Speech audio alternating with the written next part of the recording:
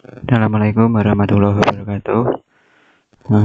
Di sini saya akan mempresentasikan hasil dari kelompok kami tentang HTML5 dan CSS3.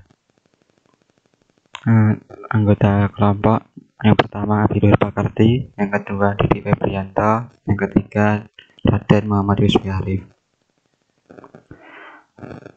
Yang pertama adalah pengertian HTML. HTML adalah bahasa standar pemrograman untuk membuat suatu website yang bisa diakses dengan internet. Dengan kata lain, halaman website yang kita lihat dan kita baca disusun dengan menggunakan bahasa ini dan kemudian diterjemahkan oleh komputer agar dapat dipahami oleh penggunanya. HTML merupakan standar pembuatan website secara luas agar halaman website dapat ditampilkan pada layar komputer. Kemudian tag-tag HTML5 yang kelompok kami pakai. Yang pertama yaitu nav. Nav adalah elemen pada HTML yang dibuat untuk link navigasi atau ada dari link yang akan mendirect ke halaman lain. Untuk contohnya berada di samping ini. Untuk yang kedua yaitu header. Header ini berisi elemen heading H1 sampai H6, biasanya berisi judul dan gambar beserta ukuran gambar atau yang berkaitan dengan artikel tertentu. Kemudian yang ketiga adalah section. Section digunakan untuk memisah bagian-bagian dari struktur web, contohnya seperti pembukaan artikel. Untuk yang keempat yaitu artikel. Artikel digunakan sebagai memberi markup sebuah independent content, artinya elemen itu dapat berdiri sebagai sebuah konten utuh yang tidak terikat dengan konten lain atau elemen lain. Yang kelima yaitu asset.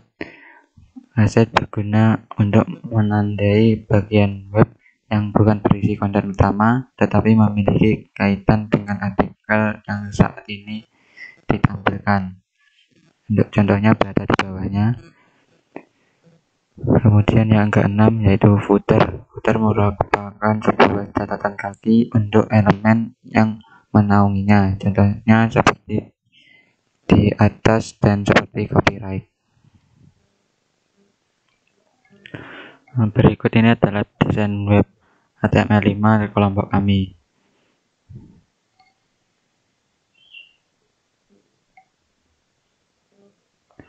Ini merupakan output HTML5 dari sintaks di atas.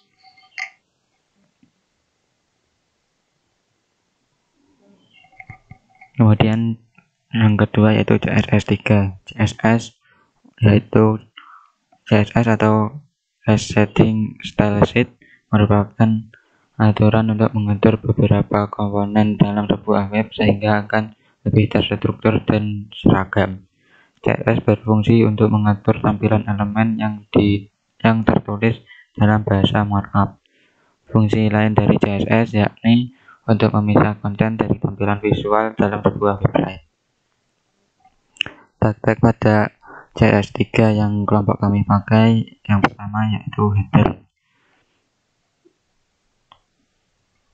Yang pertama yaitu background color. Background color digunakan untuk memberi warna pada background atau latar belakang web. Kemudian color digunakan untuk mengatur warna. Kemudian text align digunakan untuk membuat teks rata tengah. Kemudian yang kedua yaitu body. Body terdiri dari background color yang berfungsi untuk memberi warna pada background. Yang kedua color. Color digunakan untuk memberi warna pada tulisan. Kemudian tag yang ketiga yaitu nav. Tag nav berisi float yang digunakan untuk menampilkan letak elemen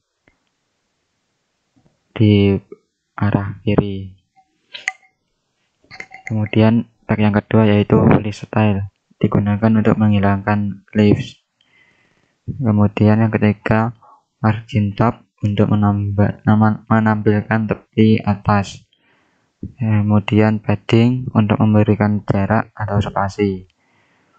Kemudian border right untuk memberikan batas atas border dengan garis tepi kanan. Kemudian text decoration untuk memberikan teks pada kalimat maupun kata. Sedangkan non untuk menghapus efek dekorasi dalam teks. Tag yang keempat yaitu tag artikel. Tag artikel berisi width untuk mengatur lebar, kemudian float untuk menampilkan letak elemen, kemudian padding untuk memberikan jarak atau spasi. Untuk tag yang kelima yaitu tag selection.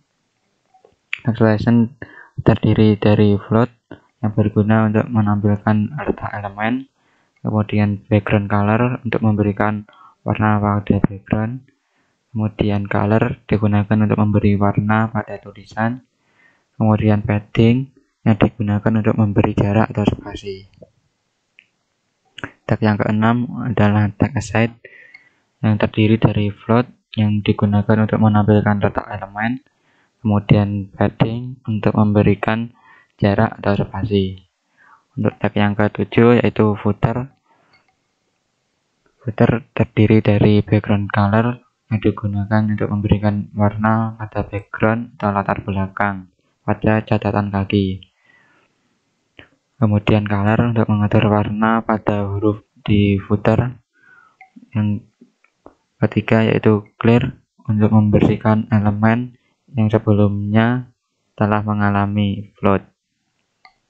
Kemudian text align digunakan untuk membuat teks. Kemudian padding untuk memberikan jarak atau spasi.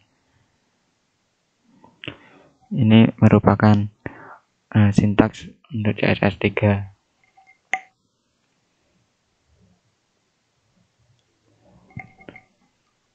Berikut ini adalah output dari HTML5 yang telah diberi CSS 3.